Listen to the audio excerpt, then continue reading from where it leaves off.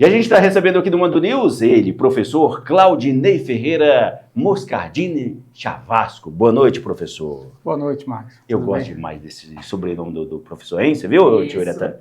Autoridade, né? Ferreira Moscardini Chavasco. Chique demais. O professor Claudinei está aqui com a gente para falar de um assunto, doutor, que agora vai começar o debate em si, né? Porque um projeto de lei que foi enviado pela Prefeitura de Pouso Alegre já está na Câmara Municipal, começa a tramitar ali, passando pelas comissões, que regulamenta o uso de espaços públicos de Pouso Alegre. Esse projeto vem muito a falar por conta dessas questões de muita gente em situação de rua em Pouso Alegre, bebendo em espaços públicos, e essa é uma das proibições que o projeto traz, de proibir o consumo de bebidas alcoólicas em vias públicas, ali no meio da rua, em passeio, desde que não seja em estabelecimento, um bar, por exemplo, que tem mesa, ali seria permitido, mas na rua não. Esse projeto, pelo que o senhor já leu ele ali, dos diversos artigos que ele tem, pelo menos 5 artigos, é um projeto meio polêmico. Primeiramente agradecer a oportunidade novamente, né, do Terra do Mandu, para que a gente possa, obviamente, criar uma reflexão sobre um projeto de tamanha relevância, né? A gente tem que, primeiramente, elogiar a iniciativa da Prefeitura. Existe hoje uma premissa de que primeiro começa, depois melhora, não é isso que o pessoal tem utilizado, os empreendedores? Exatamente. Então, de certa forma, a iniciativa é positiva. E, ademais, tem que ser, obviamente, olhada com olhos um pouco mais holísticos, né? Do ponto de vista axiológico, ético, né? Porque existem conflitos de valores ali seríssimos, como, por exemplo, a garantia da liberdade em conflito com o interesse da Prefeitura, que é garantir a segurança, né? E aí, dentro do prisma constitucional, a gente sabe que nenhuma garantia pode sobrepor a outra, que deve ser, obviamente, trabalhado no prisma da proporcionalidade, da razoabilidade. E é isso que nós observamos que a lei, ela não contempla esse equilíbrio. Há ali uma iniciativa que, obviamente, repito, é positiva, mas que precisa ser amoldada. Primeiro que há uma ênfase muito grande sobre a perspectiva da segurança, mas, por outro lado, está proibindo a pessoa de bem, como eu, tu, nós, vós, eles, por exemplo, não é o meu caso, mas aquele que gosta de uma cervejinha, de passear com o seu filho numa praça e simplesmente ali com uma cervejinha, brincando com o seu filho em qualquer praça pública. Ou na rua, como qualquer outra rua, porque ele expressa também ruas públicas, né? Então, obviamente... Ele delimita o centro, mas que pode ser ampliado. Isso, aí que mora um grande detalhe, né? Ele delimita o centro e adjacentes, só que não delimita o que são especificamente adjacentes. Qual que é o limite da adjacência? Ponto. Outro aspecto muito delicado, o serviço social, juntamente com a fiscalização de postura, vão informar o prefeito para que o prefeito estabelece por decreto onde, como e por quê. Mas aí, a liberdade pode ser estabelecida por um decreto municipal? Não. A autoridade do Poder Executivo, com preceito e fundamento de ordem constitucional, ele não tem esta discricionariedade para estabelecer ali eu posso, ali eu não posso. Não.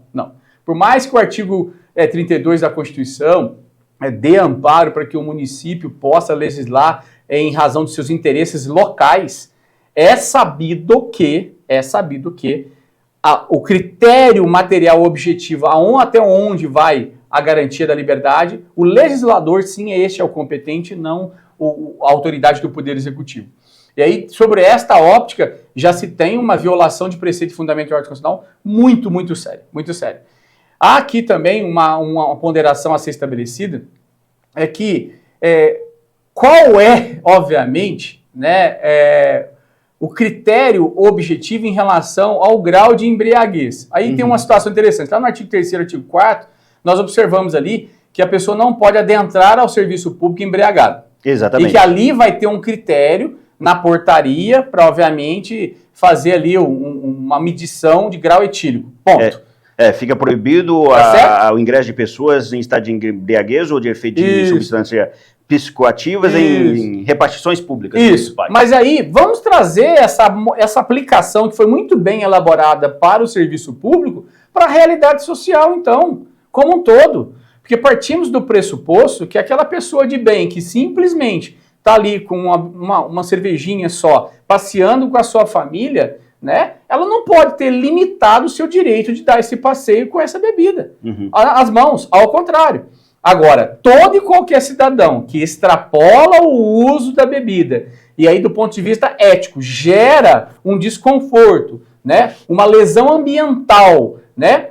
Por uma questão até ética, vamos assim, entender o que o conceito básico de ética é você se comportar sem lesar qualquer tipo de pessoa, isso partimos desse pressuposto, qualquer pessoa, qualquer cidadão, não é este que está passando aquele andarilho da rua que está embriagando, não, é eu, tu, nós, vós, eles, todos nós, a partir do momento que extrapolamos no consumo, nós obviamente não temos plenas consciências dos nossos atos e estamos sim na iminência de causar uma lesão ao trem. E aí, obviamente, teríamos que receber uma intervenção.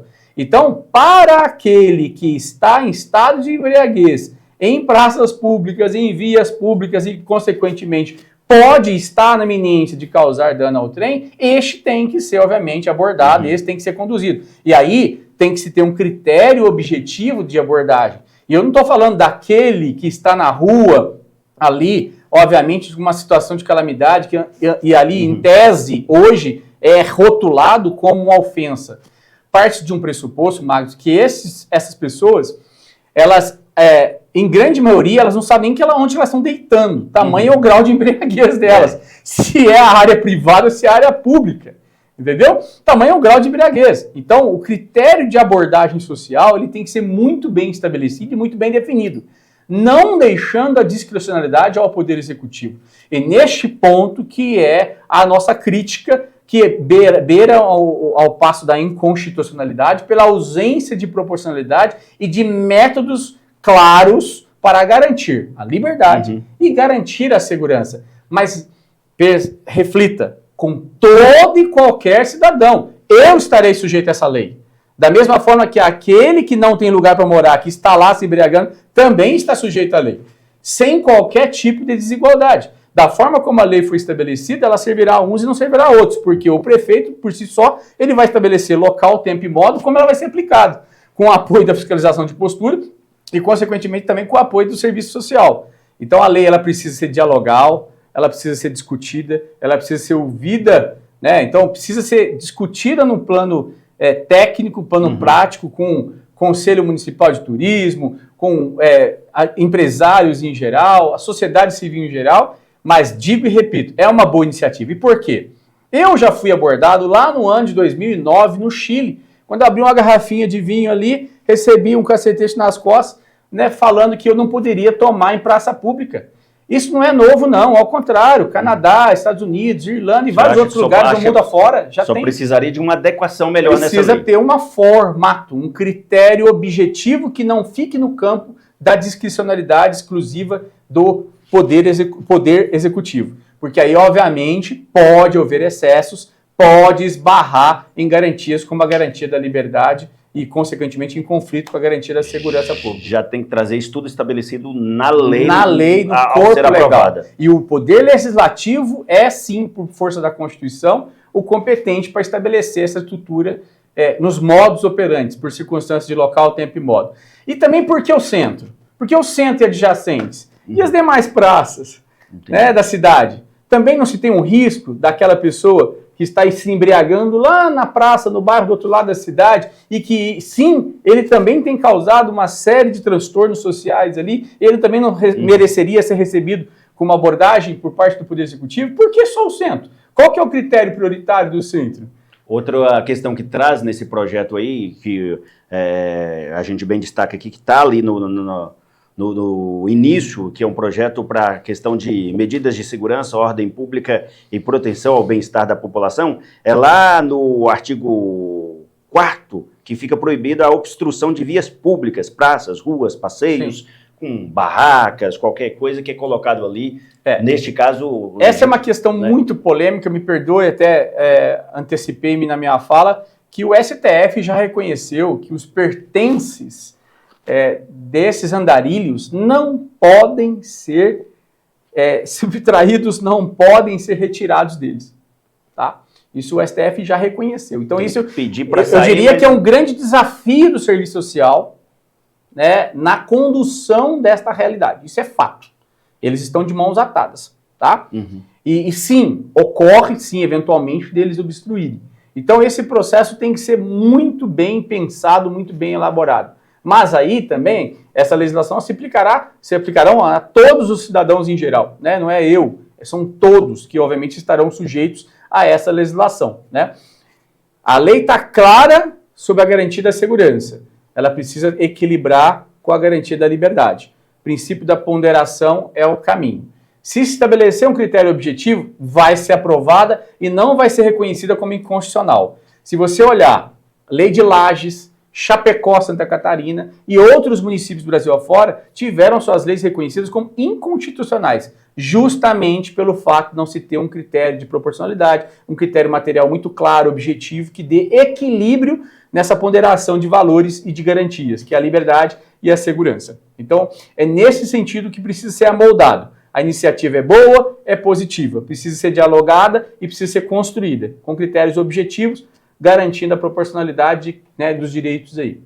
Tá tudo aqui também na lei que fala que as secretarias e também apoio aí de órgãos de segurança pública, Polícia Militar, Polícia Civil, atuarão juntos, em conjunto, também haverá regulamento, essa questão aqui que o senhor já colocou, né, que é a regulamentação via decreto da lei, que não seria o correto pelo que o senhor já falou, que é o que está aqui no artigo 8º. Justamente. E tem uma outra situação que não é muito adequada, que foi colocado aí, que vai ser instituído um regulamento de como será feito isso. Só que esse regulamento não tem nas exposições de motivos da própria lei a referência à Política Nacional do Álcool. A Política Nacional do Álcool é lá de 2007. Ela já tem uma série de diretrizes. Então, neste ponto, quero eu acreditar que o Poder Executivo ouvidou de observar a Política Nacional do Álcool como uma política macro, que ela tem uma ideia sistemática, que trata-se a situação do alcoolismo como uma doença, e uma doença de questão social, e que tem que ser conduzida. Pronto. Né? E não como uma questão de segurança pública. Né? Então, é ter uma visão um pouco mais fundamentalista, porque esta proposta, ela vem de encontro com a ODS número 3, né? Se não me engano, a ODS número 17, do projeto da Agenda 2030 da ONU também. Então, assim, a Prefeitura não está fora do prumo, precisa só alinhar uma questão sob a perspectiva principiológica, a estrutura do local, tempo e modo, do formato como tudo isso se dará, para que seja garantido o equilíbrio pelo princípio da proporcionalidade e razoabilidade. Então, estamos no caminho, mas precisa ser dialogado. E também não acredito, e com uma crítica construtiva, de que essa lei seja uma lei para limpar as ruas, nada disso. Eu acho que os extremismos ideológicos devem ser guardados agora. A gente tem que ter uma convergência para se construir uma proposta construtiva, garantindo a liberdade e garantindo a segurança e, principalmente, o respeito ao indivíduo. Eu e aquele que está no chão.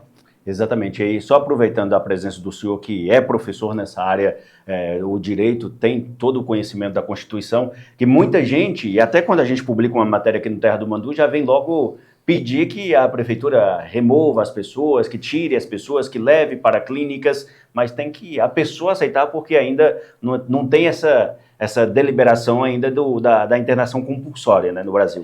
A internação compulsória é sempre um grande debate, um grande dilema. Né? E aí, obviamente, nós não temos uma legislação federal, obviamente, que dá amparo para que o Estado brasileiro ou seus entes federativos, através de suas forças de trabalho social, que eu falo que o Estado ele tem uma política capital social, então essa convergência está lá na Constituição. A gente não pode só pensar do ponto de vista liberalista, do capital das empresas.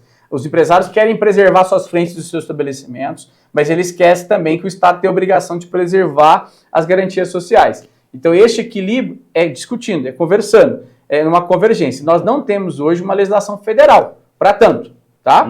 Então, assim, até inclusive, sobre a perspectiva da competência do município se estabelecer com essa lei, há um debate também, se ele poderia ou não se estabelecer, mas isso já está superado, e inclusive na própria pandemia, né, que houve um grande debate se o município poderia estabelecer decreto fechando ou não os estabelecimentos comerciais, em garantia em primazia da livre mercância e assim por diante. O STF reconheceu na época que sim, por interesse local, por uma questão sanitária, por uma questão de preservação do meio ambiente, por uma questão e outras questões de interesse local, sim, o município pode estabelecer essa sistemática.